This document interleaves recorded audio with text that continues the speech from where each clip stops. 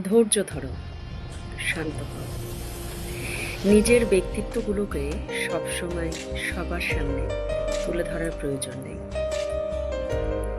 জানো তো, এই পৃথিবীতে নিজের যোগ্যতা, নিজের সম্মান, নিজের ভালোবাসা সবটাই নিজেকেই আদায় করে নিতে হয়। নিজেকে ঠিক সেই রকমভাবেই প্রতিষ্ঠিত করো যারা তোমাকে অবহেলা করে চলে গেছে, যাতে তারা তোমাকে মাথার উপর নিয়ে নাচে। একটা সময় দেখবে, যখন তুমি সাফল্যের পথে এগিয়ে গেছো, একটা উঁচু স্থানে পৌঁছে গেছো, তখন যারা তোমাকে বেশি অবহেলা করেছিল তারাই তোমাকে মাথায় তুলে নাচবে। কেন জানো? তার কারণ হচ্ছে তারা ভয়ে, তারা দ্বিতীয়বার কখনো সাহস পাবে না তোমাকে অবহেলা করার।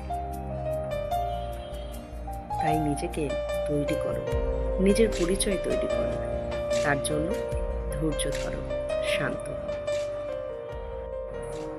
একটু সময় বার করে নিজেকে ভালোবাসো, কারণ আজকালকার দিনে ঘৃণা করার মানুষের অভাব নেই। তার জন্য নিজেকে ভালোবাসুন আর নিজেকে ভালো রাখুন। মানুষ কখনো ইচ্ছা করে বদলায় না, মানুষ বদলায় কিছু খারাপ পরিস্থিতি, কিছু খারাপ স্মৃতি, কিছু খারাপ সময়। মানুষ তখনই বদলায়।